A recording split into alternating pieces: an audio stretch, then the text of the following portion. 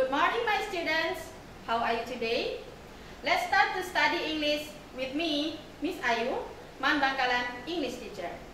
This English lesson is for 10th grade for Base Competence 3.9. Students, have you ever heard some sentences in Bahasa Indonesia such as rajin pangkal pandai, lebih besar pasak daripada tiang, ada udang di balik batu? Yes, right. Those examples are called peribahasa in Bahasa Indonesia or proverbs in English. So today, by this video, we will learn what is proverb in English.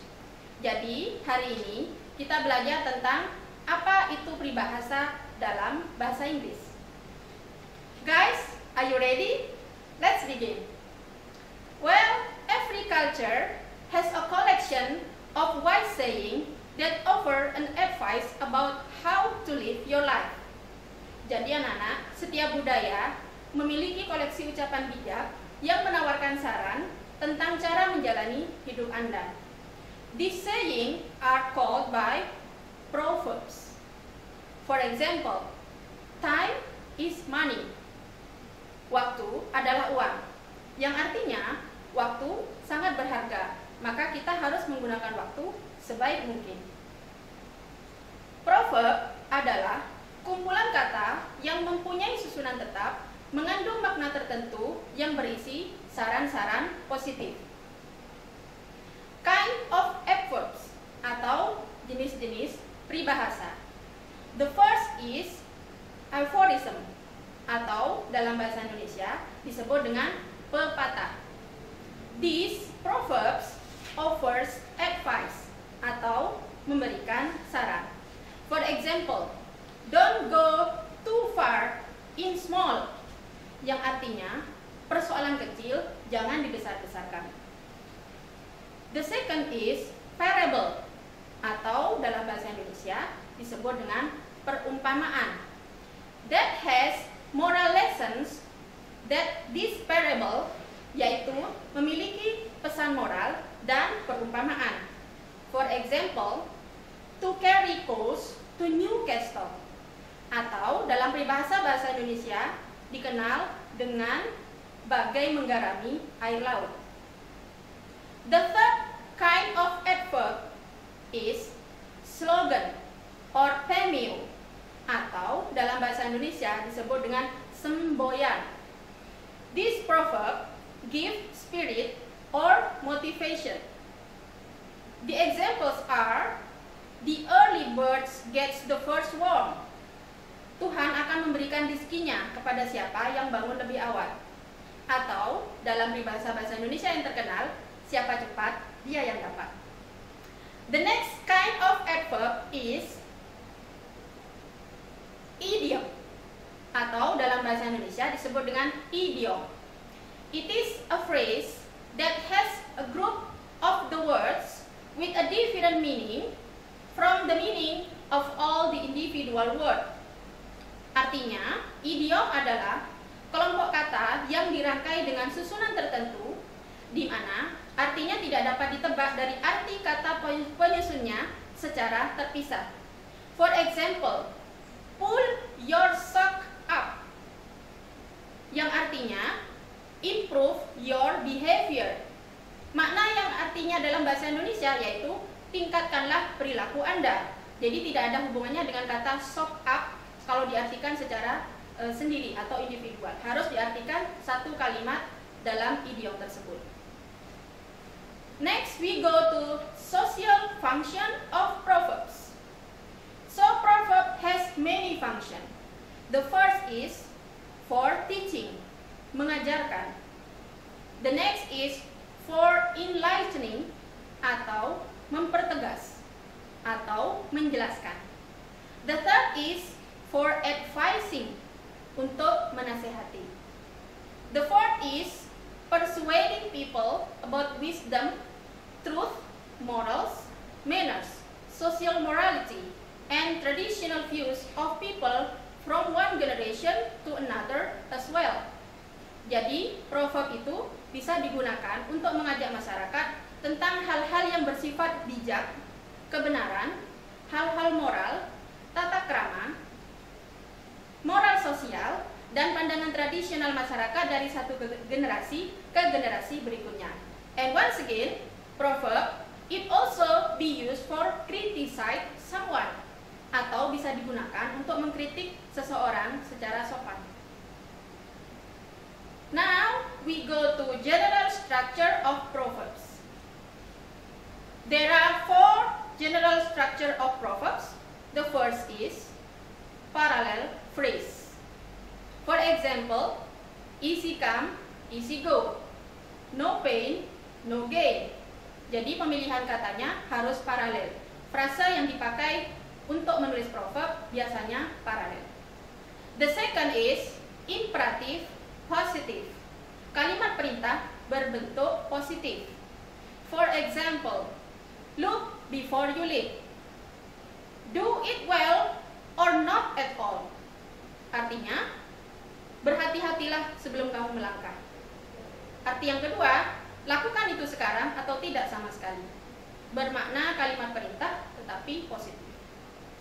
The third is imperative negative. Kalimat perintah bersifat negatif. For example, don't judge the book by its cover. Jangan menilai orang dari penampilannya saja. Don't count your chicken before they are hatched. Don't count your chicken before they are hatched. Jangan memutuskan sesuatu jika memang belum terjadi. The fourth general structure is declarative sentence. For example, birds of feather flock together. Burung yang berbulu sama akan kumpul bersama. Yang artinya, di mana orang yang memiliki selera yang sama, biasanya mereka juga akan kumpul bersama. Another example is all roads lead to Rome. Banyak jalan menuju Roma. Yang artinya, banyak sekali jalan untuk mencapai suatu tujuan. Well guys, when we want to use proverb in direct personal interactions, proverbs are often introduced with phrases like you should, one should, or always. Jadi anak-anak, kita bisa menggunakan proverb ini dalam kalimat langsung, interaksi personal langsung, bisa menambahkan frase you should, one should, or always. I give you example.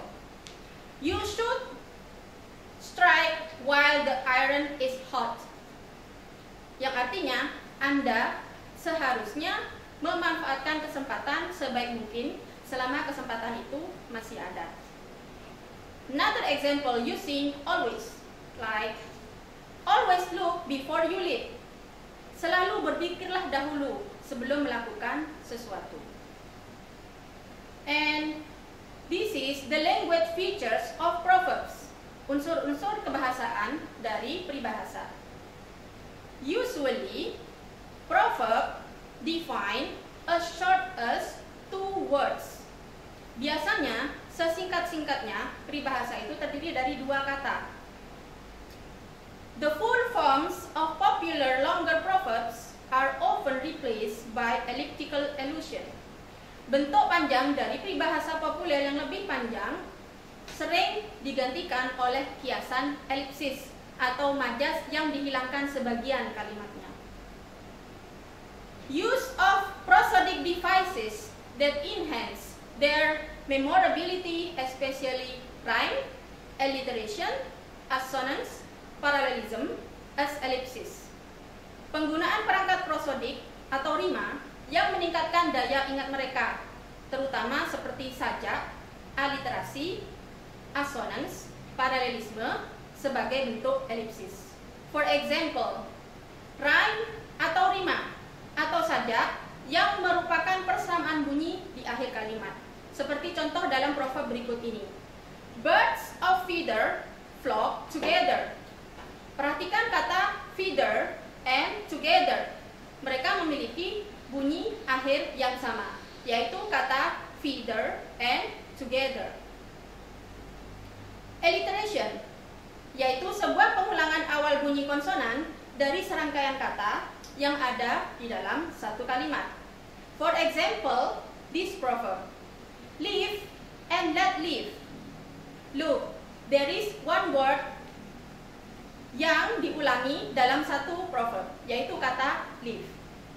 The next is assonance, pengulangan dari suatu vokal yang identik atau mirip dalam kata-kata yang berdekatan. For example, strike while the iron is hot. Strike while the iron is hot. Pay attention how to pronounce strike, while, dan the iron. Memiliki suara yang cukup identik. Use of simple rhetorical devices atau majas seperti metaphor, hyperbole, paradox, and personification. And now, after we explain about what is proverbs, let's do our exercise together. Please study and find out the appropriate proverbs of the following situation. So, look at this situation. Mike is Mr. Tom's son. He is friendly as his father. He is also good at playing chess. His father was a chess master player when he was young. Okay, what is your answer? Yes, the proverb is like father, like son. Very good. The next, I have situation here. I woke up late today, so I didn't go to work. I should wake up and start work early if I want to succeed. What is the appropriate proverb?